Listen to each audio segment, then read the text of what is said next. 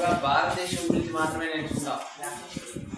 భారతదేశ భౌగోళిక అంశాలు కానివ్వండి, సామాజిక అంశాలు కానివ్వండి, తర్వాత చారిత్రక విషయాలు కానివ్వండి, ముఖ్యంగా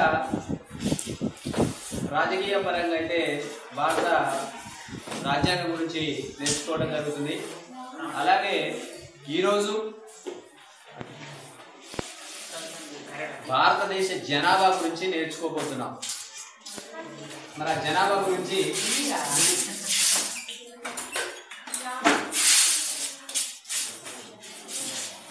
మన ముందుగా జనాభా అంటే ఏమో తెలుసుకోవాలి. జనాభా అంటే ఏమిటి? జనాభా అంటే ఒక ప్రదేశంలో, ఒక నిర్ణీత ప్రదేశంలో నివసించేటువంటి ప్రజల సంఖ్యనే జనాభా అంటారు. ఉదాహరణకి గడ్డిపల్లి జనాభా ఎంత అంటే, ఫర్ ఎగ్జాంపుల్ కౌంట్ చేస్తే క్యాల్కులేషన్ ద్వారా మనకి ఇంత అనేది తెలిసిపోతుంది. అంటే ఈ నిర్దిష్ట ప్రదేశంలో నివసించేటువంటి జనసంఖ్యని మనం జనాభా అనొచ్చు. అలాగే మన భారతదేశం మొత్తం మీద కూడా ఇంత జనాభా నివసిస్తుంది. భారతదేశ సరిహద్దులు ఉంటాయి కదా, ఉత్తరాన హిమాలయాలు ఉంటాయి, తర్వాత దక్షిణాన హిందూ మహాసముద్రం, ఇట్లా ఒక్కొక్కటి సరిహద్దులు ఉంటాయి, ఇతర దేశాలు సరిహద్దులు ఉంటాయి. మన నిర్దిష్ట ప్రదేశంలో ఎంతమంది అయితే ప్రజలు నివసిస్తూ ఉంటారో వాళ్ళనే జనాభా అని పిలుస్తాం. ఈ జనాభాకు సంబంధించి మరి ప్రపంచంలో ఎన్నో దేశాలు ఉన్నాయి, అభివృద్ధి చెందిన దేశాలు చాలా ఉన్నాయి. అయినప్పటికీ మనం అభివృద్ధి చెందుతున్నటువంటి దేశంగా ఉన్నాం. మరి మన దేశంలో కావాల్సినటువంటి మానవ వనరులు పుష్కలంగా ఉన్నాయి. మరి ప్రపంచ దేశాలు అభివృద్ధి చెందడానికి గల కారణం ఏంటి? ఆ దేశంలో ఉన్నటువంటి మానవ వనరులని సద్వినియోగం చేసుకోవడం, అంతే కదా. మరి మన దేశంలో దాదాపుగా 100 కోట్ల పైన జనాభా ఉన్నది. మరి మన దేశం ఇంకా అభివృద్ధి చెందుతున్న దేశంగానే ఉంది. ఆ దేశాలు ఆల్రెడీ అభివృద్ధి చెంది ఉన్నాయి. కారణం ఏంటి? మానవ వనరులు సరైనటువంటి విధానంలో సద్వినియోగం కావట్లేదు. ప్రతి ఒక్కరు కూడా ఉత్పత్తిలో తోడ్పడటం లేదు. మన భారతదేశం పరిస్థితి అలా ఉంది. మనం ఉత్పత్తి ఉపాధి అనేటువంటి పాఠ్యాంశాలు కూడా ఇదే నేర్చుకున్నాం. దాదాపుగా మన ఆర్థిక వ్యవస్థ ఒకటి వ్యవస్థీకృత రంగం, రెండోది అవ్యవస్థీకృత రంగం. అంటే దీంట్లో 92% మంది అవ్యవస్థీకృత రంగంలోనే పనిచేస్తున్నారు. వ్యవస్థీకృత రంగంలో కేవలం 8% మంది జనాభా పనిచేస్తున్నారు. చూడండి, వ్యవస్థీకృత రంగం అంటే ఏంటి అంటే ఉత్పత్తి ఉపాధి కల్పనలో ఉన్నటువంటి దాంట్లో ఒక క్రమమైన పద్ధతి ఉన్నది, ప్రభుత్వ నియమ నిబంధనలు ఉంటాయి. అదే అవ్యవస్థీకృత రంగంలో ఏముండవు. ఎక్కువగా స్వయం ఉపాధిని కల్పించుకున్నటువంటి వారి సంఖ్య మన దేశంలో 65 కోట్ల మంది అని మనం ఇంతకుముందే నేర్చుకోవడం జరిగింది. అది నేటికి 40 కోట్లకు తగ్గిందనుకోండి. అంటే ఇంత జనాభా అవ్యవస్థీకృత రంగంలోనే ఇంకా జీవనాన్ని కొనసాగుతుంది. మరి ప్రపంచవ్యాప్తంగా చూసినట్లయితే ప్రతి దేశం పెరిగిన సాంకేతిక పరిజ్ఞానాన్ని పరిశీలించినట్లయితే అయినప్పటికీ మన దేశం ఇంకా అభివృద్ధి చెందుతున్నటువంటి దేశంగానే ఉంది. మరి ఇంత పెద్ద దేశమైనటువంటి ఇంత పెద్ద జనాభా వనరులు అంటే మానవ వనరులు ఉన్నటువంటి మన దేశం, మరి ఏదైనా ప్రయోగం జరిగిందంటే ప్రపంచ ఇతర దేశాల్లో జరుగుతుంటాయి. మన భారతీయులు నేటికి కూడా వలస వెళ్తున్నారు. డాక్టర్లు చదవడానికి, ఇంజనీర్లు చదవడానికి, ఇతర ఆస్ట్రేలియా అని, లండన్ అని, అమెరికా అని. మరి ఎందుకు మన దేశంలో అలాంటి సదుపాయాలు కల్పించలేకపోతున్నారా? అలాంటి డాక్టర్లు మన దేశంలో లేరా? మన దేశ ప్రభుత్వాలు మన మానవ వనరులకు కావాల్సినటువంటి సౌకర్యాలను కల్పించలేకపోతుందా అనేది ఇక్కడ మనం గుర్తుంచుకోవాల్సినటువంటి విషయాలు. మరి ఇంత పెద్ద దేశం, ఇంతమంది ఉన్నారు, మరి ఇన్ని ఆలోచనలు ఉన్నాయి. మన దేశం అభివృద్ధి చెందాలి, కానీ 30-40 కోట్ల మంది జనాభా ఉన్నటువంటి అమెరికా అభివృద్ధి చెందుతుంది. మరి ఇలాంటి దేశాలు అభివృద్ధి చెందుతున్నాయి. చాలా తక్కువ జనాభా ఉన్నటువంటి మనది 121 కోట్లు 2011 సెన్సెస్ ప్రకారం. ఇప్పుడు ప్రజెంట్గా అయితే 125 కోట్ల జనాభాను కలిగినటువంటి భారతదేశం ప్రపంచంలోనే 2వ అతిపెద్ద జనాభా గల దేశం చైనా తర్వాత. మరి ఎందుకు మనం అభివృద్ధిలో వెనకబడిపోతున్నామంటే మనం కొన్ని అంశాలను పరిశీలించాల్సిన అవసరం ఉంది. అసలు మన దేశ జనాభా ఏంటి, ఏ దాంట్లో మనం పోల్చుకోవాల్సినటువంటి అవసరం ఉంది, దేంట్లో తేడాలు ఉన్నాయి, దేంట్లో భేదాలు ఉన్నాయని కనుక మనం గమనించినట్లయితే, ముందుగా అందరికీ అభివృద్ధి అనేటువంటి అంశాన్ని కనుక పరిశీలించినట్లయితే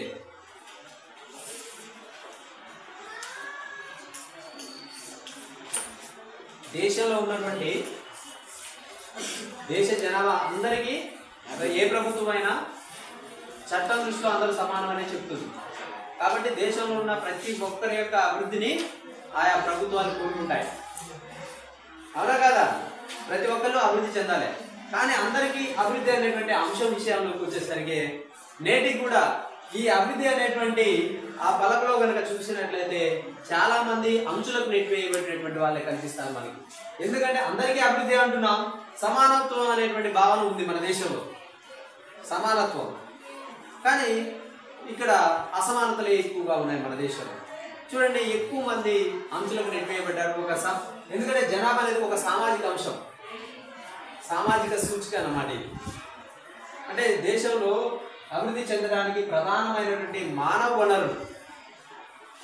వనరులందరూ కూడా ఉత్పత్తికి తోడ్పడాలి, ఉత్పాదక రంగంలో ఎక్కువగా పనిచేయాలి.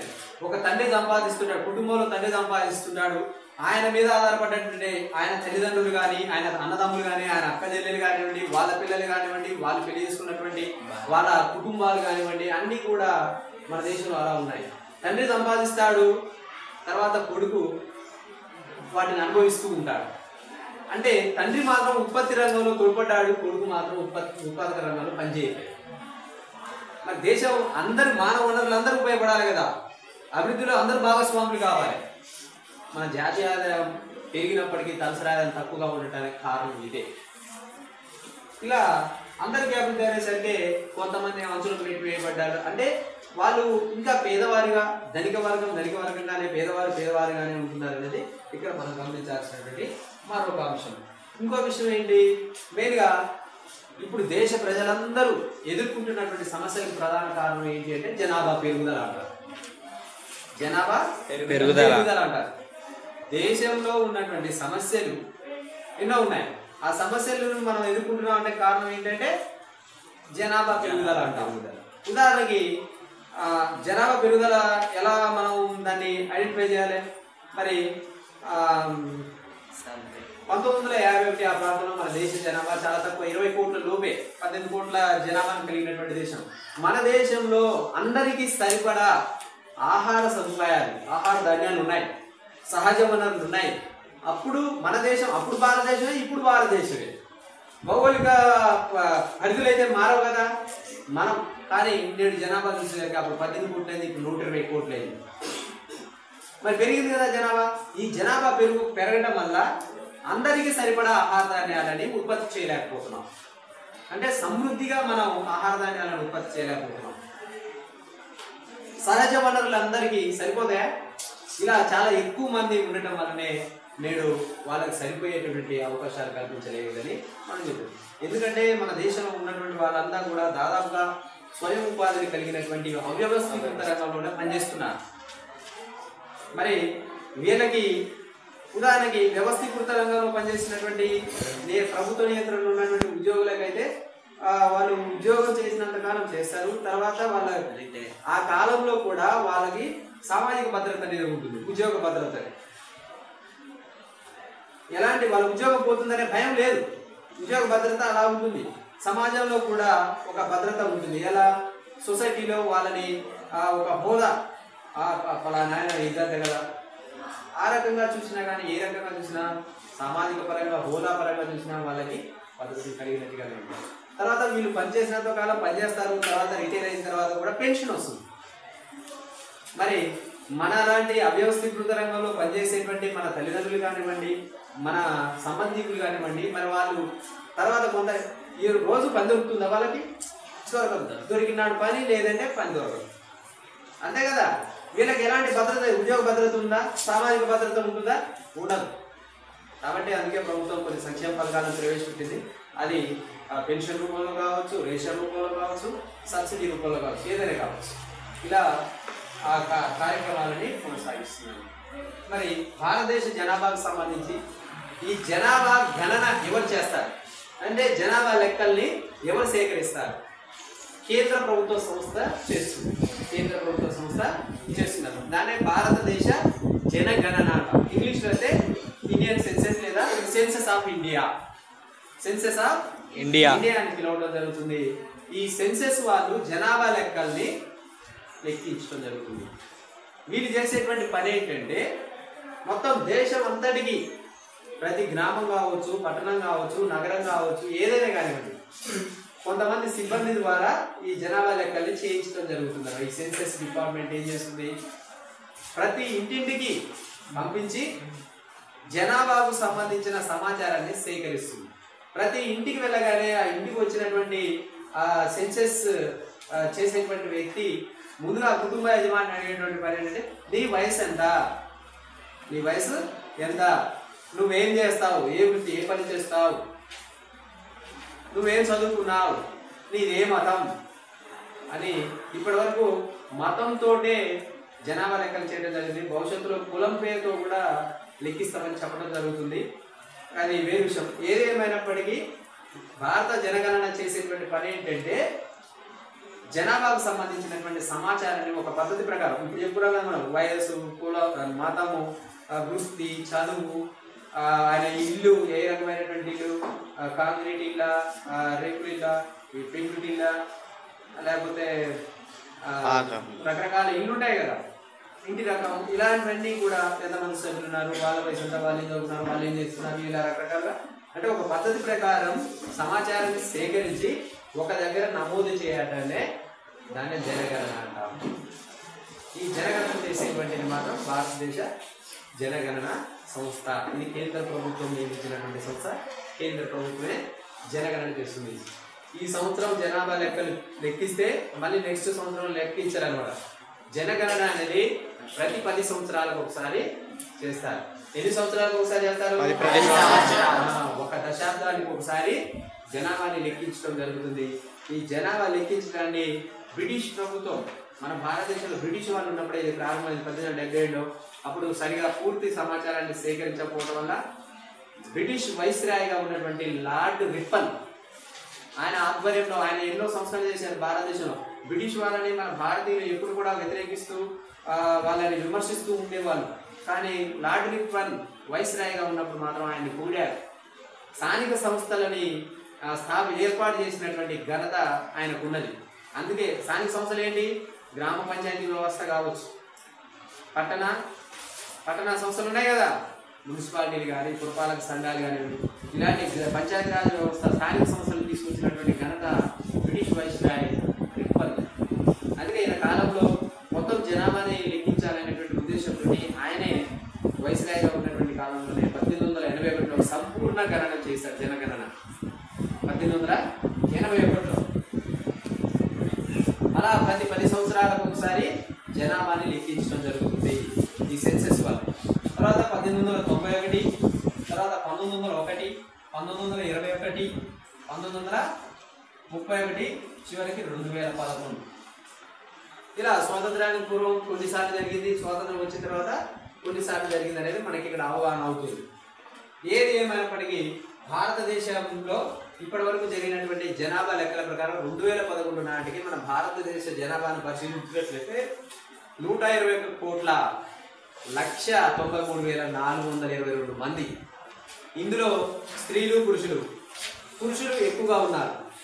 దాదాపుగా 63 కోట్లు, వీళ్ళు 58 కోట్లు. ఇలా మొత్తం 121 కోట్ల జనాభాకు కలిగినటువంటి ప్రపంచంలోనే 2వ పెద్ద దేశంగా మనం పరిగణింపబడుతున్నాం. జనాభా ఉండటం అనేది అది ఒక రకంగా మనం చెప్పాలంటే మన అదృష్టం. కానీ మన దేశంలో ఉన్నటువంటి మానవ వనరులన్నీ సద్వినియోగం కావట్లేదు అనేది మనం ఇక్కడ గమనించాలి. ఇది ఒక అంశం. అయితే ఈ జనగణన అసలు ఏం చెబుతోంది? జనాభా గణనలో అతి ముఖ్యమైనటువంటి అంశం వయస్సు వివరణ గురించి మనం చూసినట్లయితే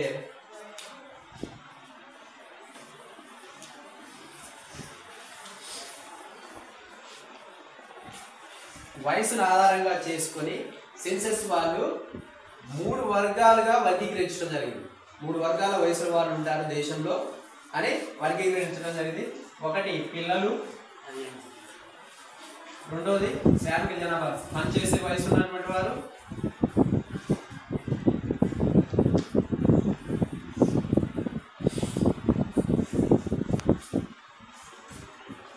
మూడోది వృద్ధులు.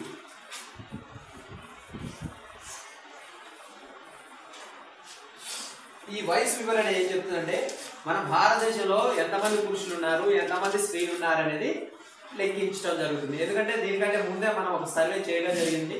ఆ సర్వే ప్రకారం మరి ఒక్కొక్క కుటుంబంలో ఎంతమంది పురుషులు ఉన్నారు, ఎంతమంది స్త్రీలు ఉన్నారు, అందులో బడికి పోయేటువంటి వాళ్ళు ఎంతమంది, చదువు లేనటువంటి వాళ్ళు ఎంతమంది, బడికి పోయి మధ్యలో మానేసినటువంటి వాళ్ళు ఎంతమంది, మొత్తం పురుషులు ఎంతమంది, స్త్రీలు ఎంతమంది, బాలులు ఎంతమంది, బాలికలు ఎంతమంది అనేది మనం లెక్కించడం జరుగుతుంది ఆ సర్వేలో. ఆ సర్వే ప్రకారమే ఇక్కడ మనం ఒక అంశాన్ని గుర్తుంచుకోవచ్చు. ఏంటంటే అది వివిధ రకాల వయస్సులు కలిగినటువంటి వాళ్ళు ఉంటారని మనం ఇక్కడ అర్థమవుతుంది.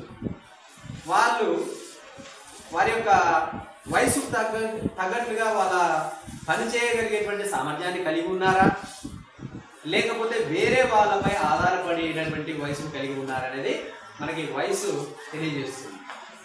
ఉదాహరణకి పిల్లలు ఉన్నారు, 14-15 సంవత్సరాల్లో పిల్లలంతా కూడా వీళ్ళు తమ యొక్క కుటుంబంపై ఆధారపడి జీవించేటువంటి వాళ్ళు అన్నమాట. మరి పిల్లలు చూసినట్లయితే 15 సంవత్సరాల లోపు వీళ్ళ యొక్క సంరక్షణ బాధ్యత పూర్తిగా తల్లిదండ్రులదే, అంటే కుటుంబాలది. మిమ్మల్ని ఎవరు చూసుకుంటున్నారు ఇప్పుడు? మీరు ఏమైనా పని చేస్తున్నారా? దాని ద్వారా ఆదాయం వస్తుందా? మీకు ఎలాంటి సొంత ఆదాయం, ఎవరైనా పని చేస్తూ ఆదాయం సంపాదిస్తున్నారా? లేదు. ఎందుకంటే మీరు పిల్లలు కాబట్టి బాల్యంలో మీరు ఏం చేస్తారనేది మీకు తెలుసు. కాబట్టి వీళ్ళ బాధ్యత, వీళ్ళకు విద్య కానివ్వండి, పౌష్టికాహారం కానివ్వండి, ఏదైనా అభివృద్ధులు కానివ్వండి, ఏ విషయాలైనా పూర్తి బాధ్యత అంతా కూడా కుటుంబంపై ఆధారపడి వీళ్ళు జీవించడం జరుగుతుంది. మరొక పనిచేసేటువంటి వయసు వారు వీళ్ళు 15 నుంచి 50 సంవత్సరాల మధ్యలో ఉన్నటువంటి 59 సంవత్సరాల మధ్యలో ఉన్నటువంటి వారు. అంటే ఈ 15 సంవత్సరాల నుంచి 59 సంవత్సరాల వయసు ఉన్నటువంటి వాళ్ళందరూ కూడా పనిచేసేటువంటి వాళ్ళు. వీళ్ళకి పునరుత్పత్తి శక్తి కూడా ఉంటుందంటున్నాం. ఎందుకంటే మన ప్రాచీన భారతదేశ సంప్రదాయాలను, ఆచారాలను ఇంకా చూసినట్లయితే దాదాపుగా బాల్య వివాహాలు ఎక్కువగా జరిగాయి. వాళ్ళకి బాలికలకు ముఖ్యంగా 10-11 సంవత్సరాలు వచ్చేసరికి వివాహం చేసినటువంటి సందర్భాలు ఎన్నో మన భారతదేశ సంఘటనలు తెలియజేస్తున్నాయి. అందుకే బాల్య వివాహాలను నిరోధించడం కోసం ఎన్నో చట్టాలు కూడా రావడం జరిగింది. ఇప్పుడు కూడా బాల కార్మికులను కూడా నిషేధించాలని ప్రభుత్వం చట్టాలు చేయడం జరిగింది. స్వచ్ఛంద సంస్థలుగా పిలువబడేటువంటి MVF ఫౌండేషన్ వాళ్ళు కూడా దానికి పాల్పడుతున్నారు. ఇలా ఈ వయసు వాళ్ళంతా పనిచేసేటువంటి వాళ్ళు. ఓకేనా? వీళ్ళకి బయటికి వెళ్ళి సమాజంలోకి వెళ్ళి పనిచేసి గౌరవప్రదమైనటువంటి ఆదాయాన్ని సంపాదిస్తారు. గౌరవంగా ఆదాయాన్ని సంపాదించడం జరుగుతుంది. పని చేస్తారు, వాడి యొక్క శక్తిని, శ్రమని దారపోసి దానికి తగ్గ వేతనాన్ని పొందుతాడు అనమాట. అలా వీళ్ళ యొక్క జీవనాన్ని కొనసాగించడం జరుగుతుంది. మరో వర్గం వాళ్ళు వృద్ధులు. వీళ్ళు 59 కంటే పైబడినటువంటి వాళ్ళు. మరి వీళ్ళెవరు? ఇందరికనే మనం చెప్పుకున్నాం, వ్యవస్థీకృత రంగం, అవ్యవస్థీకృత రంగం అన్నాం. వ్యవస్థీకృత రంగంలో పనిచేసినటువంటి వాళ్ళు 59-58 సంవత్సరాలకి కొంతమందికి రిటైర్ కావడం జరుగుతుంది, కొంతమంది 60 సంవత్సరాలకు రిటైర్ అవుతారు. వీళ్ళు రిటైర్ అయిన తర్వాత కూడా వీళ్ళకి పెన్షన్ వస్తుంది. ప్రతి నెల వీళ్ళకి పెన్షన్ వస్తుంది. కాబట్టి వాళ్ళు వచ్చినటువంటి పెన్షన్ ద్వారా వాళ్ళ యొక్క జీవనాన్ని, అంటే భవిష్యత్ జీవనాన్ని గడపడానికి అవకాశం ఉంటుంది. కానీ మన దేశంలో ఎక్కువగా అవ్యవస్థీకృత 92% మంది అవ్యవస్థీకృత రంగంలో వివిధ ప్రదేశాల్లో పనిచేస్తుంటారు. కార్మికులుగా కానివ్వండి, భవన నిర్మాణ కార్మికులు, అంటే తాపి పని చేస్తుంటారు కదా, కూలీలుగా మనం, తర్వాత వ్యవసాయ కూలీలుగా, ఇంకా రకరకాల పనులన్నీ మనం చేస్తున్నాం. ఏ పనులు చేసినా వీళ్ళే చేస్తున్నాం. మరి వీళ్ళకి 60 సంవత్సరాలు వచ్చిన తర్వాత వీళ్ళు పని చేయలేదు. ఈ 59 సంవత్సరాలు పైబడ్డారనుకోండి, వాళ్ళ వయసు మీద పడి పని చేయలేరు. పైగా వాళ్ళకి అనారోగ్య సమస్యలు ఎక్కువగా అవుతాయి. మరి ఆ అనారోగ్యాన్ని చూపించుకోవడానికి ఎక్కువ ఖర్చు కూడా ఉంటుంది. అంతే కదా? పిల్లలకి వీళ్ళకంటే ఎక్కువ ఖర్చు అయ్యేది వీళ్ళకే కదా. ఎక్కువ అనారోగ్య సమస్యలు వచ్చే వీళ్ళకే కాబట్టి వీళ్ళకి ఎక్కువ ఖర్చు చేయాల్సి వస్తుంది. కాబట్టి వీళ్ళకి ఆదాయం ఉండదు. కాబట్టి వీళ్ళు తమ యొక్క కుటుంబ సభ్యులపై ఆధారపడి జీవనాన్ని కొనసాగించాల్సినటువంటి పరిస్థితి ఉన్నది. ఇక్కడ మీరు బాగా గుర్తుంచుకోండి, 10 సంవత్సరాలు పిల్లలు కానివ్వండి, 50 సంవత్సరాలు పైబడినటువంటి వాళ్ళు కానివ్వండి, ఈ 2 వర్గాల వాళ్ళు ఉత్పత్తికి తోడ్పడేటువంటి వాళ్ళు కాదు. ఉత్పాదక రంగానికి సంబంధించినటువంటి వాళ్ళు కాదు. వీళ్ళు అనుత్పాదక రంగానికి సంబంధించినటువంటి వాళ్ళు, వీళ్ళపై ఆధారపడి జీవించేటువంటి వాళ్ళు. ఇది మనం గుర్తుంచుకోవాలి. ఇలా వయసుని వివరించినటువంటి సెన్సెస్ మనం ఒక విషయాన్ని మరొక అంశం లింగ నిష్పత్తి.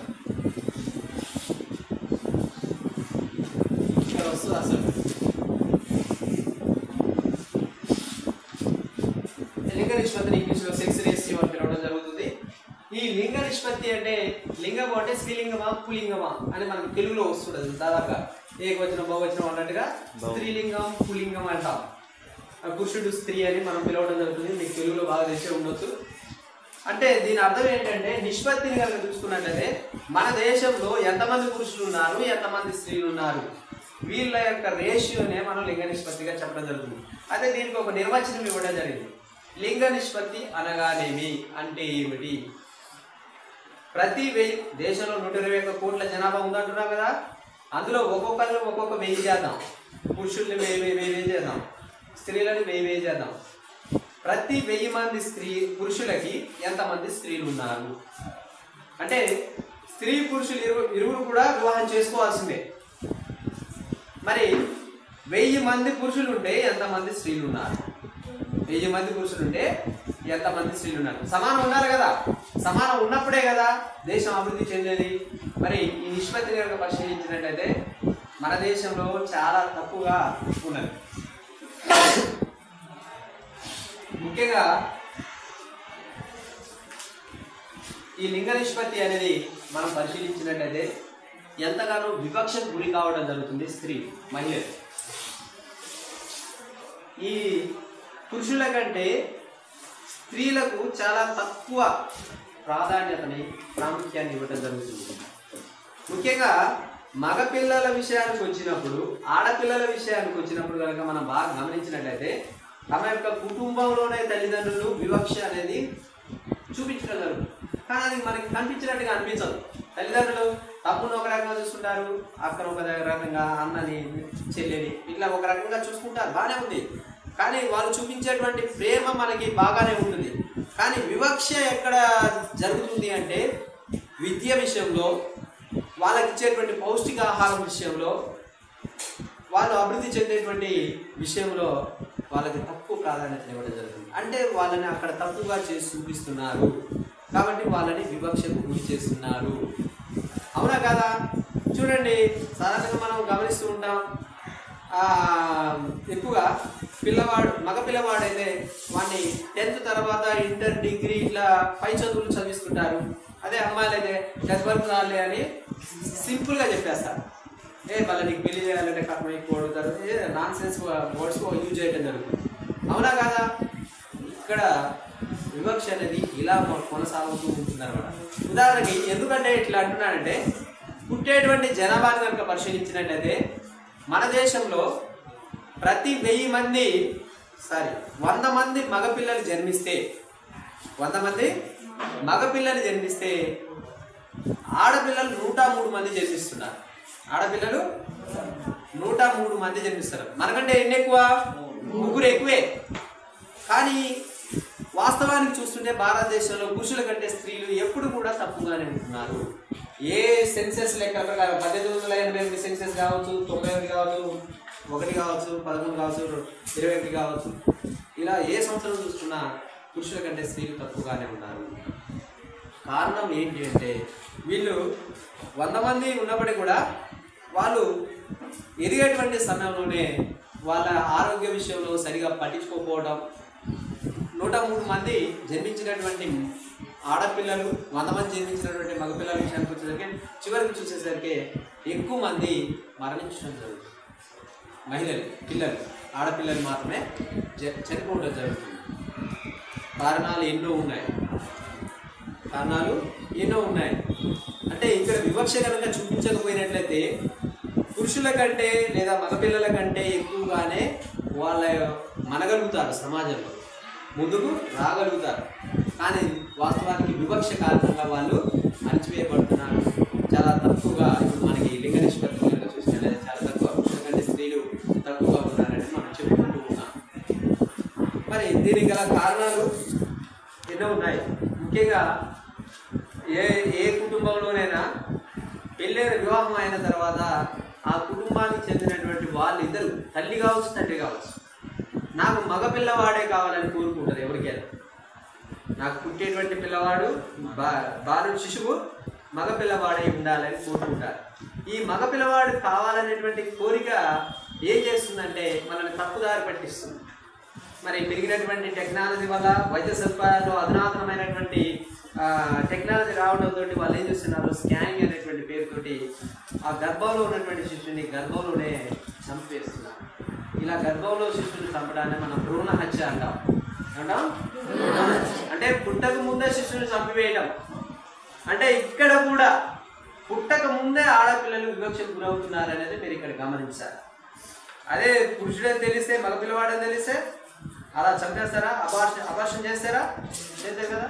కానీ ఇక్కడ మన సమాజంలో ఎప్పటికి కూడా ఈ వివక్షతను మనం తొలగించలేమేమో. కాబట్టి అందరూ కూడా చాలా మనం చైతన్యవంతంగా ఉండాలి. అందుకే ఈ వివక్షతను తగ్గించడానికి ఒకటే మార్గం అని ఎంతోమంది పరిశోధనలు చేసి చెప్పడం జరిగింది. అది మహిళల విద్య అని చెప్పడం జరిగింది. వాళ్ళు కనుక చదువుకుంటే వాళ్ళ పిల్లల్ని, వాళ్ళ కుటుంబాన్ని ఎలా చూసుకోవాలో వాళ్ళకి తెలుసు. ఇలా అయితే లింగ నిష్పత్తి విషయంలో ఇప్పుడు వివక్షతలు చూసాం. ఒకవేళ సమాన అవకాశాల అభివృద్ధి అనేటువంటి ఈ ప్రక్రియలో అందరికీ అభివృద్ధి అంటున్నాం. పురుషులకే ఎందుకు అభివృద్ధి, స్త్రీలకు ఉందా? కావాలి కదా. ఈ అభివృద్ధి అనేటువంటి విషయంలో సమాన అవకాశాలు కనుక మహిళలకు కూడా ఇచ్చినట్లయితే వాళ్ళు మగవాళ్ళ కంటే ఎక్కువగా ముందుంటారని చెప్పడం జరుగుతుంది. మరి మన దేశంలో కనుక పరిశీలించినట్లయితే ఎక్కువ రాష్ట్ర ప్రభుత్వాలు మహిళలకి తక్కువ ప్రాధాన్యతను ఇవ్వడం జరుగుతుంది. వాళ్ళకు అవకాశాలు ఇచ్చినటువంటి కొన్ని రాష్ట్రాలను కనుక చూసినట్లయితే, ఉదాహరణకి మన భారతదేశంలో లింగ నిష్పత్తి ఎంత? 2011 సెన్సెస్ లెక్కల ప్రకారం ప్రతి 1000 మంది పురుషులకి 943 మంది మహిళలు ఉన్నారు. ఇంకా 57 మంది తక్కువే ఉన్నారు. అంతే కదా. 1000 మంది పురుషులు ఉంటే మహిళలు ఎంతమంది ఉన్నారు? 943 మాత్రమే ఉన్నారు. మన తెలంగాణ రాష్ట్రంలో తీసుకుంటే 1000 మందికి 988 ఉన్నది. దేశ సగటు కంటే, దేశంలో నిష్పత్తి కంటే మన రాష్ట్ర నిష్పత్తి కాస్త మెరుగ్గానే ఉందని మనం భావించాలి. ఓకేనా. అయితే మనందరికంటే ఎక్కువగా మహిళలకు ప్రయారిటీ ఇచ్చినటువంటి రాష్ట్ర ప్రభుత్వం కేరళ రాష్ట్రం. కేరళ రాష్ట్రం వాళ్ళకి ఎక్కువ ప్రయారిటీస్ ఇచ్చి వాళ్ళకు కూడా విద్యావకాశాలు, ఉద్యోగాల కల్పన ఇలాంటివన్నీ చేసేసరికి వాళ్ళు కూడా ఎక్కువ చదువుకోవడం వల్ల ఆరోగ్య విషయంలో కానివ్వండి, ఎప్పుడు పిల్లల్ని కనాలి, ఏ వయసులో కనాలి, ఎప్పుడు వివాహం చేసుకోవాలి, ఇలాంటి విషయాలన్నీ తెలుసుకోవడం వల్ల వాళ్ళు చాలా ఎక్కువ మంది మహిళలను కూడా కనడం జరుగుతుంది. మరి ఈ రేషియో కేరళ రాష్ట్రంలో చూస్తే ప్రతి 1000 మందికి 1040 మంది మహిళలు ఉన్నారు. 1000 మంది పురుషులకి 1040 మంది మహిళలు ఉన్నారు. అమెరికా దేశాన్ని చూసినట్లయితే 1050 మంది ఉన్నట్టుగా మన టెక్స్ట్ బుక్లో ఇవ్వడం జరిగింది. అంటే వాళ్ళు చూడండి, అక్కడ సమానమైనటువంటి శిక్షణ విషయంలో ఈక్వాలిటీ ఎలా పాటిస్తున్నారో మన దేశంలో మాత్రం కాస్త కఠినంగానే ఉందని మనం గమనించాలి. మరి తల్లిగా ఉన్నటువంటి ఒక మహిళ కూడా ఆ మహిళనని మనం గుర్తుంచుకోవాలి. ఆ తల్లి కూడా మగపిల్లవాడిని కోరుకుంటుంది. అది కాస్త మనం గమనించాలి. ఆడపిల్ల అయినా మనం ఆ గర్భస్థ శిశువుని పెరగనివ్వాలి. ఇది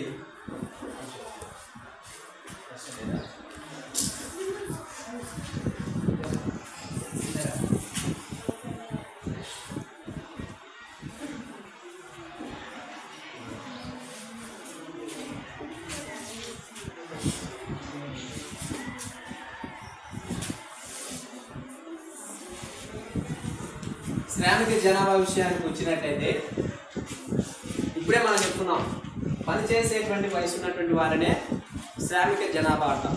శ్రామికులు, కార్మికులు అని పిలవడం జరుగుతుంది. అర్థమైంది కదా. మన దేశంలో ఈ పనిచేసేటువంటి వాళ్ళు ఎందరో ఉంటారు.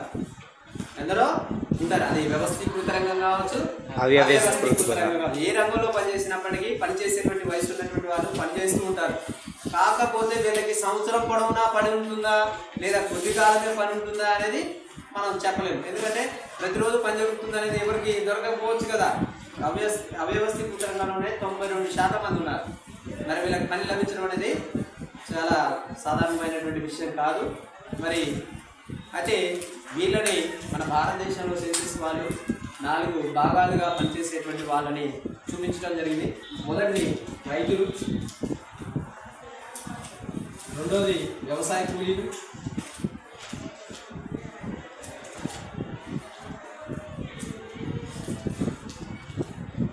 మూడోది కుటీర పరిశ్రమలో పనిచేసేటువంటి వాళ్ళు,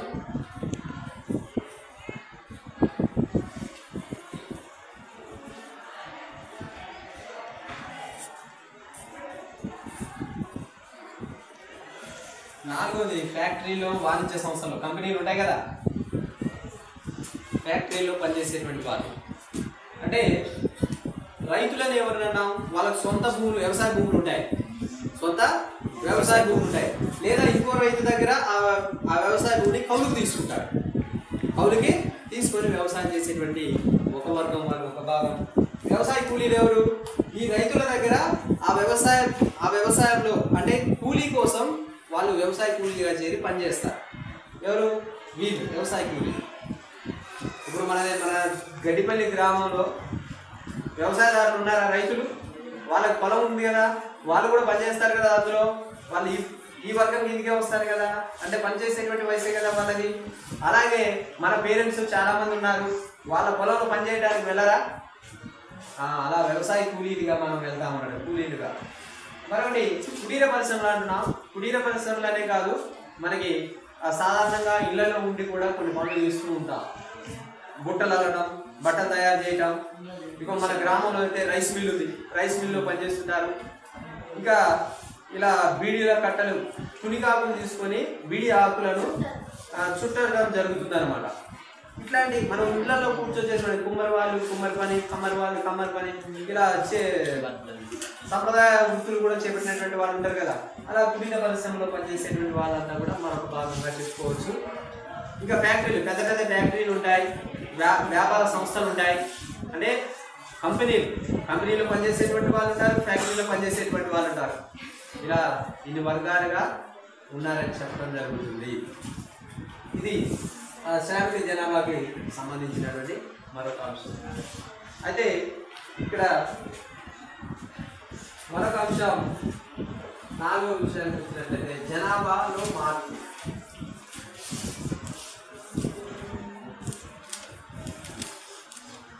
జనాభా మార్పు అనేది దేనిపై ఆధారపడుతుంది? అసలు జనాభా మార్పు అంటే ఏంటి? జనాభా ఎప్పుడు స్థిరంగా ఉండదు, ఎప్పుడు కూడా స్థిరంగా ఉండదు, ఎప్పుడు మారుతూనే ఉంటుంది. ఎందుకంటే పుట్టే వాళ్ళు పుడుతూనే ఉంటారు, చనిపోయే వాళ్ళు చనిపోతూనే ఉంటారు. కానీ ఒకటే సంఖ్య స్థిరంగా ఉంటుందా? ఉండదు. ఇక్కడ జనాభా మార్పు అంటే ఒక దేశంలో కావచ్చు, ఒక రాష్ట్రంలో కావచ్చు, ఒక ప్రాంతంలో కావచ్చు, ఆ ప్రాంతంలో నిర్దిష్ట కాలంలో నివసించేటువంటి ప్రజల సంఖ్యనే జనాభా మార్పు అంటారు. ఉదాహరణకు మనం గడ్డిపల్లి తీసుకుంటే గత 10 సంవత్సరాల క్రితం ఎంతమంది ఉన్నారు, ఇప్పుడు 10 సంవత్సరాల తర్వాత ఎంతమంది ఉంటున్నారు? 10 సంవత్సరాల క్రితం ఎంతమంది జనాభా ఉంది, ఇప్పుడు 10 సంవత్సరాల తర్వాత ఎంతమంది జనాభా ఉందనేది మనం గమనించాలి. అప్పుడున్న జనాభా ఇప్పుడు అంతే ఉంటుందా? ఉండదు. మార్పు అయితే జరుగుతుంది కదా, జనాభాలో మార్పు అనేది సంభవిస్తుంది కదా. అంటే ఇక్కడ 10 సంవత్సరాలు ఎందుకు అంటున్నాం అంటే, మనం లెక్కలు ఎప్పుడు చేస్తాం? ప్రతి 10 సంవత్సరాలకు ఒకసారి సెన్సెస్ వాళ్ళు జనగణన చేస్తున్నారు కదా, కాబట్టి మనం 10 సంవత్సరాలనే లెక్కలోకి తీసుకోవాలి. అంతేగాని 5 సంవత్సరాలకి సంవత్సరానికి లెక్కలోకి తీసుకోవడానికి వీలేదు. ఈ జనాభా మార్పు అనేది ఎలా సంభవిస్తుంది, ఎలా తెలుసుకుంటామంటే, ఒక ప్రాంతంలో చూసుకున్నట్లయితే, ఒక ప్రాంతంలో జనాభా మార్పును తీసుకున్నట్లయితే ఆ ప్రాంతంలో జన్మించినటువంటి వారి సంఖ్య, జననాల సంఖ్య ప్లస్ వేరే ప్రాంతం నుంచి ఈ ప్రాంతంలోకి వచ్చినట్టు వలస వస్తారు కదా, వేరే ప్రాంతం నుంచి ఈ ప్రాంతంలోకి ఇక వలస వచ్చినటువంటి వాళ్ళు, ఇది ఒకటి, మైనస్ మరణించిన వారి సంఖ్య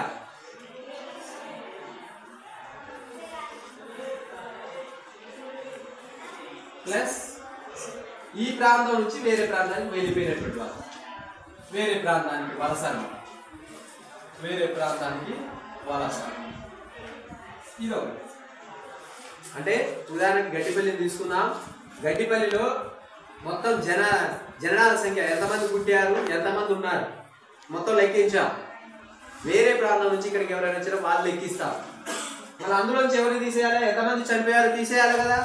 మరి ఈ ప్రాంతం నుంచి వేరే ప్రాంతాలకు కూడా వెళ్తారు కదా, మన ప్రాంతానికి వచ్చినట్లయితే అలా వాళ్ళని తీసేస్తే ఇది ఈ రెండింటిని కూడి అందులోంచి ఇది తీసేయాలి. ప్రతి సంవత్సరం 10 సంవత్సరాలకు ఒకసారి ఇలా లెక్కించడం జరుగుతుంది. ఉదాహరణకి మన భారతదేశంలో ఇప్పటి వరకు 2011 వరకు మనకి సెన్సెస్ వాళ్ళు లెక్కించడం జరుగుతుంది. ఈ 2011ని ఈ సెన్సెస్ చేశారు కాబట్టి దీంట్లో నుంచి అంటే గత కాలంలో చేసినటువంటి దాన్ని తీసివేయాలి. తీసివేస్తే ప్రస్తుత జనాభా వస్తుంది. అంటే ఈ జనాభా మార్పులో ఒకవేళ ధనాత్మకం అయితే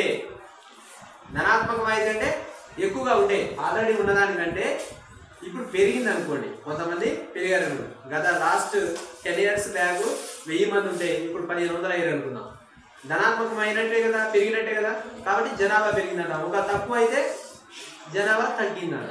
దానికి పెద్ద అలా మరి 2011లో ఇప్పుడు 121 కోట్లు ఉందంటున్నాం.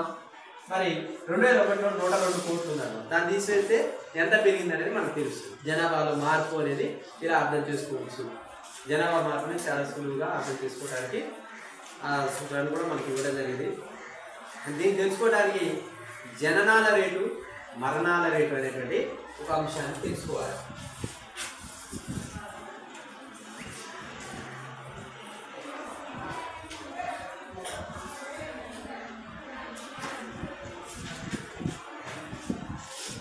జననాల రేటు అంటే ఏంటి? 1 సంవత్సరం తీసుకుంటున్నాం. ఏంటి? 1 సంవత్సరాన్ని తీసుకోవడం జరుగుతుంది. 1 సంవత్సరంలో 1000 మంది శిశువులు జన్మించారనుకున్నాం. జననాల రేటు అంటే ఏంటి? 1 సంవత్సరం లేదా ప్రతి సంవత్సరంలో మనం ముఖ్యంగా 1 సంవత్సరం తీసుకున్నాం. 1 సంవత్సరంలో 1000 మంది శిశువులు జన్మిస్తే అందులో ఎంతమంది సజీవంగా ఉన్నారు, ఎంతమంది బతికున్నారు అని అర్థం. ఎంతమంది సజీవంగా ఉన్నారనే దాన్ని జననాల రేటు అంటాం. ఎంతమంది సజీవంగా ఉంటే అంతమంది జనాల రేటుగా చెప్తాం. మన భారతదేశంలో ఈ లెక్క 1992లో లెక్కించినట్టు మనకి టెక్స్ట్ బుక్లో ఇవ్వడం జరిగింది. అప్పుడు 1000 మంది జన్మిస్తే 29 మంది సజీవంగా ఉన్నారని చెప్పడం జరిగింది. అదేవిధంగా మరణాల రేటు విషయానికి వచ్చినట్లయితే 1000 మందికి ఎంతమంది మరణించారనేది చూసినట్లయితే 10 మంది మరణించినట్టుగా చెప్పడం జరిగింది. 1 సంవత్సరంలో ఇలా జరుగుతుంది. మరి ఈ రెండింటి మధ్య తేడాను, జనాభాలో మార్పు, జనాభా వృద్ధి శాతం వృద్ధి రేటు చూడాలి కదా. దీంట్లో మార్పు పెరిగిందా జనాభా అప్పటికిప్పటికి చూసినట్లయితే మరి అప్పుడు మరణాల రేటు ఎంత అవుతుంది? 29 నుంచి 19 పోతే 10 పోతే 19 వస్తుంది. అంటే ప్రతి సంవత్సరానికి 19 మంది జనాభా పెరుగుతున్నారని అర్థం. ప్రతి సంవత్సరానికి 19 మంది జనాభా పెరుగుతుంది. దీని శాతంలో చెప్పాలంటే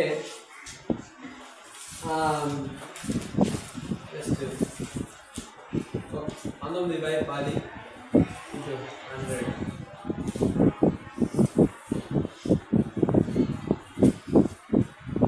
100 10/19 కూడా రాదు. 19/1000. అయితే దీని శాతంలో కూడా చెప్పడం జరుగుతుంది. 1.9% మనకి అక్కడ క్లియర్గా ఇచ్చాడు. దాన్ని రేషియో కనుక చేసినట్లయితే మనకు అర్థమవుతుంది. అలా జనాభా శాతాన్ని తెలుసుకోవచ్చు. జనాభా వృద్ధి శాతం అనేటువంటి మరొక అంశం ఉంది. 1 సంవత్సరంలో 100 మంది జన్మిస్తే 1 సంవత్సరంలో 2% జనాభా వృద్ధి శాతం అంటే ఆ సంవత్సరంలో సంవత్సరానికి 2 చొప్పున పెరుగుతున్నారని అర్థం. జనాభా పెరుగుతున్నదని అర్థం చేసుకోవాలి. మరి ఈ జననాల రేటు, మరణాల రేటు అనేది 1881లో మనం సంపూర్ణ జనగణన చేసాం కదా. అప్పటి నుంచి ఇప్పటి వరకు చూసినట్లయితే ఆ 1900ల కాలంలో జనాభా పుట్టేటువంటి జనాభా ఎక్కువగానే ఉంది, మరణించేటువంటి వారి జనాభా ఎక్కువ. కారణం ఏంటి? మనం ఎక్కువ మంది పిల్లలు కావాలనుకోవడం లేదా మగ పిల్లవాడే కావాలనుకోవడం ఒక కారణం. మరొకటి, ఆ రోజుల్లో ప్రసవం అనేది మహిళకి ప్రాణంతో చెలగాటం అన్నట్టే. ఎందుకంటే ఈనాడు ఉన్నటువంటి వైద్య సదుపాయాలు అసలు ఏం లేవు. మంత్రసాని వస్తుంది, ఆమెకు కూడు పోయాలంటారు, అవునా కదా. ఆమె గర్భంలో ఉన్నటువంటి శిశువుని బయటికి తీయడానికి ఎంత కష్టమో, ఒకవేళ బిడ్డ అడ్డం తిరిగితే పరిస్థితి మీరు అర్థం చేసుకోండి. చాలా ఈజీగా మరణించేటువంటి పరిస్థితులు ఎక్కువగా ఉంటాయి. కాబట్టి అలా ఎందరో తక్కువ సమయంలో మరి ఇప్పుడు మనకి ఏదైనా మధ్యలో కన్సీవ్గా ఉన్నప్పుడు మనం హాస్పిటల్కి వెళ్తే డాక్టర్లు మెడిసిన్ ఇవ్వడం జరుగుతుంది. మెడిసిన్ ఇస్తారే కదా. మనం ఎప్పుడైతే గర్భాన్ని దాలుస్తామో అప్పటి నుంచి మనం చాలా కేర్ తీసుకోవడం జరుగుతుంది. వైద్య సదుపాయాలు, మెడికల్ ఇవన్నీ ఉన్నాయి కాబట్టి మనం ఈ రోజులు మరి ఆ రోజుల్లో ఏం లేవు కాబట్టి జన్మిస్తున్నారు, జననాల రేటు ఎక్కువే, మరణాల రేటు ఎక్కువే. మరి నేడు అన్ని ఆ రోజుల్లో ప్లేగ్ వ్యాధి, తర్వాత కలరా అంటే భయంకరమైనటువంటి అంటువ్యాధులు సంభవించాయి. మరి ఈరోజు అవి ఏం లేవు, ప్లేగ్ లేదు, కలరా లేదు. ఆ వ్యాధులు పూర్తిగా నిర్మూలించాం. మరి టీకాలు వచ్చాయి, యాంటీబయాటిక్స్ వచ్చాయి, కొత్త కొత్త వైద్య సదుపాయాలు వచ్చాయి, మీకు పౌష్టికాహారం అందిస్తున్నాం. దానివల్లనే మరణాల రేటు తగ్గుతుంది, మరణాల రేటు కన్నా తక్కువ తగ్గట్లేదు. జననాల రేటు కంటే మరణాల రేటే తక్కువగా ఉందని మనం ఇక్కడ గమనించాలి. నేడు ఈ రోజుల్లో చూసినట్టయితే 81 చూసినట్లయితే కాస్త జననాల సంఖ్య కూడా తక్కువగా ఉంది. ఉదాహరణకి ఉమేష్ సింగ్ అనేటువంటి ఒక వ్యక్తి గురించి మనకి ఇవ్వడం జరిగింది. ఉమేష్ సింగ్ వాళ్ళ ఫాదర్, ఆ తర్వాత వాళ్ళ ఫాదర్, వాళ్ళ నానమ్మ, వాళ్ళ తాతయ్య, వీళ్ళకి 9 మంది సంతానం. ఈ 9 మందిలో 6 చనిపోతారు. ఎలా చనిపోతారు? వాళ్ళ నాయనమ్మ కానివ్వండి, వాళ్ళ తాత కానివ్వండి ప్లేగ్ వ్యాధి వచ్చి చనిపోవడం జరుగుతుంది. ఎక్కువ మందిని సంతానం కనడం జరిగింది. ఈ ఉమేష్ సింగ్ అనేటువంటి వాళ్ళ నాన్న వాళ్ళ అన్నయ్య పెంచడం జరుగుతుంది. ఉమేష్ సింగ్ వాళ్ళ నాన్నని. వాళ్ళ ఇద్దరికి కొంత పొలం ఉంటుంది, ఆ పొలాన్ని సాగు చేసుకుంటూ జీవిస్తారు. కానీ ఎప్పుడు కరువులు సంభవించాయి, ఎప్పుడో ఒక పంట పండేది, దాన్ని ఆహారం కూడా లభించేది కాదనమాట సరిగ్గా. అయితే ఉమేష్ సింగ్ కూడా మొదట 3 ఆడపిల్లలే జన్మిస్తారు. బాగా వినాలి, 3 ఆడపిల్లలే జన్మిస్తారు. కానీ ఆయన మగపిల్లవాడు కావాలనుకున్నాడు. తర్వాత 4 జన్మిస్తారు. అందులో 3 అబ్బాయిలు. ఫస్ట్ జన్మించినటువంటి వాళ్ళు ఇద్దరు చనిపోవడం జరుగుతుంది. అలా చూడండి, అంటే ఆయనకు ఉన్నటువంటి పరిజ్ఞానంతో మనం ఇక్కడ ఆలోచించాల్సిన విషయం ఏంటంటే, ఉమేష్ సింగ్కి 2 కూతుర్లు ఉంటారు. ఆ పెద్ద కూతురు ఆమె ఉద్యోగం చేస్తుంది, ఈయనకే పోలీస్ ఉద్యోగం. ఈయన ఏమేమనుకుంటుంది, 3 కంటే ఎక్కువ మందిని కానం జరుగుతుంది. అంటే చదువుకున్నటువంటి విజ్ఞానం తెలిసినటువంటి వాళ్ళు ఇలా ముందడుగు వేసి ఈ ఎక్కువ మంది సంతానం ఉండటం వల్ల మనకు వచ్చేటువంటి ఆదాయాన్ని వాళ్ళందరికీ సమానంగా పంపిణీ చేసినా సరిపోకపోవచ్చు. ఆహారాన్ని అందించలేకపోతుంది, కన్నవాడు అందరికీ అందించలేడు కదా. ఇది మనకి ఒక ఎగ్జాంపుల్గా కూడా ఇవ్వడం జరుగుతుంది. మూఢనమ్మకాలు ఉండటం అనేది ఇక్కడ మనం గమనించాలి. మరొక అంశం వలసలు అనేటువంటి అంశం. వలస అంటే ఏంటి? ఒక ప్రాంతం నుంచి మరొక ప్రాంతానికి వెళ్ళడం, ఈ ప్రాంతం నుంచి వేరే ప్రాంతానికి దాటవేయడం, అంతే కదా. వేరే ప్రాంతం నుంచి ఈ ప్రాంతానికి కూడా వలస రావచ్చు, ఏదైనా వలసగానే జరగదు. ఈ వలసలు జాతీయంగా ఉండవచ్చు, ఒక దేశంలో జరగవచ్చు, లేదా ఇతర దేశాల్లో కూడా వెళ్ళవచ్చు. మన భారతీయులు ఎక్కువగా ఆస్ట్రేలియా, అమెరికా, సౌత్ ఆఫ్రికా లాంటి దేశాలు ఎక్కువగా వలస వెళ్తుంటారు. వలస అంటే ఉద్యోగ రీత్యా, చదువుకోవడం కోసం, ఉద్యోగం కోసం అని వెళ్ళడం జరుగుతుంది. వాళ్ళంతా వలసపోయినారు, మైగ్రేటెడ్ పీపుల్, అంతే కదా. వాళ్ళంతా మైగ్రేట్ అయినట్టే కదా. అలా మనం గమనించాలి. అయితే మన దేశంలో ఒక రాష్ట్రం నుంచి మరొక రాష్ట్రానికి వెళ్ళినప్పుడు, వలస పోయినప్పుడు దేశ జనాభాలో మార్పే ఉంటుంది. ఈ రాష్ట్రం లేకపోతే ఈ రాష్ట్రంలో అనే కౌంట్ మొత్తం ఒకటే కదా. దేశ జనాభాలో మార్పే ఉండదు, కానీ విస్తరణలో మార్పు వస్తుంది. ఈ రాష్ట్రం కంటే ఆ రాష్ట్రంలో జనాభా విస్తరించింది, ఎక్కువగా పెరిగింది అనేది అర్థం అన్నమాట. మరి ఇలా జనాభా పెరగడం వల్ల కొంతమంది చదువుకున్నటువంటి వాళ్ళు, అక్షరాస్యులు ఎంతగానో దీనికి సంబంధించి ఆందోళన చెందడం జరుగుతుంది. ఎందుకంటే పుట్టేటువంటి జనాభా పెరుగుతుంది, పెరిగినటువంటి వాళ్ళందరికీ అన్ని రకాల వసతులను కల్పించడం చాలా కష్టం. ఉన్నటువంటి ఆహార ధాన్యాలు కానివ్వండి, సహజ వనరులు కానివ్వండి చాలా తక్కువగా ఉంటాయి కాబట్టి వాళ్ళందరూ కల్పించడం కష్టం అనేది మనం ఇక్కడ గమనించాలి. ఇందుకోసం మన భారతదేశాన్ని పరిశీలించినట్లయితే 1951లో 12% మంది మాత్రమే అక్షరాస్యులై ఉన్నారు మన దేశంలో. అదే 2001 నాటికి వచ్చేసరికి 64, అంటే దాదాపుగా 8, అంటే 65% దగ్గర. 2011 నాటికి వచ్చేసరికి మన భారతదేశ 0.04 పూర్తిగా 74%. అంటే చూడండి, అక్షరాస్యులుగా రోజు రోజుకి మన దేశంలో 1951లో 12% అక్షరాస్యత ఉంటే 2001 నాటికి 60%, 2011 నాటికి 74% పెరగడం జరిగింది అక్షరాస్యత. మరి అక్షరాస్యులని ఎవరిని అంటారు? 7 సంవత్సరాల వయసు పైబడినటువంటి వాళ్ళని లెక్కలోకి తీసుకుంటాం. ఫర్ ఎగ్జాంపుల్, ఎవరికైనా 7 సంవత్సరాలు పూర్తయి ఉంటే, పైబడి ఉంటే, వాళ్ళకి ఏ భాష అయినా, హిందీ కావచ్చు, ఇంగ్లీష్ కావచ్చు, మన తెలుగు కావచ్చు, ఏ భాషలోనైనా చదవటం రాయటం రెండు రావాలి. చదవటం రాయటం రెండు వస్తే అతన్ని అక్షరాస్యుడిగా పరిగణిస్తాం. ఇలా డిగ్రీలు 10th ఇంటర్లు డిగ్రీలు పీజీలు చేయాల్సిన అవసరం లేదు. అతనికి చదవటం రాయటం ఏ భాషలోనైనా వచ్చినట్లయితే అతను అక్షరాస్యుడిగా గమనించలే. అలా మన భారతదేశంలో కనుక చూసినట్లయితే మరి 2011 ప్రకారం మహిళల అక్షరాస్యత చాలా తక్కువగా ఉంది. 68% ఉంది. పురుషులైతే 82% ఉంది. మరి దీన్ని అధిగమించాల్సినటువంటి అవసరం ఎంతైనా ఉంటుంది. ఇక మరొక అంశం జనసాంద్రత. ఇది చివరిది.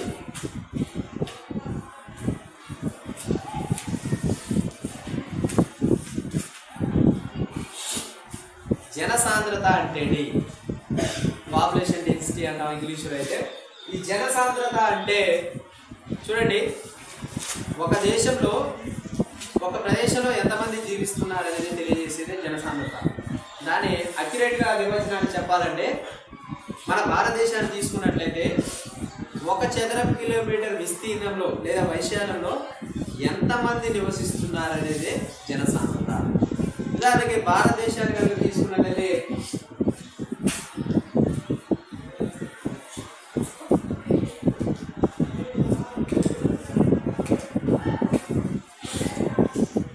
మన భారతదేశంలో మొత్తం వైశాల్యాన్ని కనుక చూసుకున్నట్లయితే 3.28 మిలియన్ స్క్వేర్ కిలోమీటర్స్ విస్తీర్ణాన్ని కలిగి ఉంది. మరి జనసాంద్రత అంటున్నాం 1 చదరపు కిలోమీటర్ విస్తీర్ణంలో ఎంత జనాభా అయితే నివసిస్తే దాన్ని జనసాంద్రత అంటున్నాం. 1 చదరం అంటే ఎంత చూడండి. ఫర్ ఎగ్జాంపుల్ 1 చదరపు కిలోమీటర్ అంటున్నాం. ఇక్కడ నుంచి ఇక్కడ వరకు 1 కిలోమీటర్, ఇది 1 కిలోమీటర్. ఇక్కడ నుంచి ఇక్కడ వరకు 1 కిలోమీటర్, ఇక్కడ నుంచి ఇక్కడికి 1 కిలోమీటర్, ఇక్కడ నుంచి ఇక్కడికి 1 కిలోమీటర్. ఇలా 1 చదరపు కిలోమీటర్ విస్తీర్ణంలో ఎంతమంది అయితే జనాభా నివసిస్తారో అంతమందిని జనసాంద్రత. ఉదాహరణకి మనం గడ్డిపల్లి గ్రామాన్ని తీసుకొని మన స్కూల్ గేట్ నుంచి అక్కడ బస్ స్టాండ్ వరకు, ఇక్కడ నుంచి ఇటు మోడల్ స్కూల్ దాటి అక్కడ ఊళ్ళో ఉంటుంది కదా రేషన్ షాప్, అక్కడ వరకు, అక్కడ నుంచి అటువైపు, అక్కడ నుంచి మళ్ళీ ఇటువైపు, ఇలా 4 చదరాలు కనుక మనం కలిపితే ఆ మధ్యలో ఎంతమంది జనాభా నివసిస్తారో దాన్ని జనసాంద్రత. అర్థమైందా? ఒక గడ్డిపల్లి గ్రామంలో ఇన్ని ఫ్యామిలీలు ఉంటాయి కదా, అందులో అందరు లెక్కేస్తాం ఒక్కో ఫ్యామిలీలో ఎంతమంది ఉన్నారు. ఒక 70-80 మంది ఉన్నట్టున్నారు ఈ 1 చదరపు కిలోమీటర్. గడ్డిపల్లి జనసాంద్రత 70 మంది. అలాగే మన భారతదేశం యొక్క జనసాంద్రత 382 మంది. ఒక్కొక్క చదరపు కిలోమీటర్ విస్తీర్ణంలో నివసించే వారి సంఖ్య యావరేజ్న చేస్తే 382 మంది వస్తారు అన్నమాట. మన విస్తీర్ణాన్ని 120 కోట్ల మందికి దాన్ని భాగిస్తే మనకి మన దేశంలో 29 రాష్ట్రాలు ఉన్నాయి. మరి అత్యధిక జనసాంద్రత కలిగిన రాష్ట్రం ఏది? నిన్న చదవడం జరిగింది. బీహార్ 1106 మంది. ఒక్కొక్క చదరపు కిలోమీటర్ విస్తీర్ణంలో ఎంతమంది నివసిస్తున్నారు? 1106 మంది. అలాగే అరుణాచల్ ప్రదేశ్ అత్యల్ప జనసాంద్రత గల రాష్ట్రం. ఈ 3 గుర్తుంచుకోవాలి. భారతదేశ జనసాంద్రత ఎంత? జనసాంద్రత అంటే ఏమిటి? 382 మంది భారతదేశ జనసాంద్రతలో. బీహార్ అత్యధిక జనసాంద్రత కలిగిన రాష్ట్రం, అత్యల్ప జనసాంద్రత కలిగినటువంటి రాష్ట్రం అరుణాచల్ ప్రదేశ్. ఇలా ఇంతకుముందు 2001 లెక్కల ప్రకారం అయితే ఇది కేవలం 13. మరి ఇక్కడ ఎందుకు తక్కువ ఉంది, ఇక్కడ ఎందుకు ఎక్కువ ఉంది అనేది కనుక మనం గమనించినట్లయితే ఇక్కడ ఎక్కువగా నదులు ప్రవహించడం జరుగుతుంది. ఆ సారవంతమైనటువంటి ప్రదేశాల్లో జనాభా నివసిస్తుంది, కానీ కొండలు గుట్టలు లోయల ప్రాంతాల్లో ఎవరైనా నివసిస్తారా? కాబట్టి అక్కడ జనసాంద్రత తక్కువ ఉంటుంది, ఇక్కడ ఎక్కువగా ఉంటుంది అనేది మనం ఇక్కడ గమనించాలి. మనకి టెక్స్ట్ బుక్లో ఒక సర్వే 13 నుండి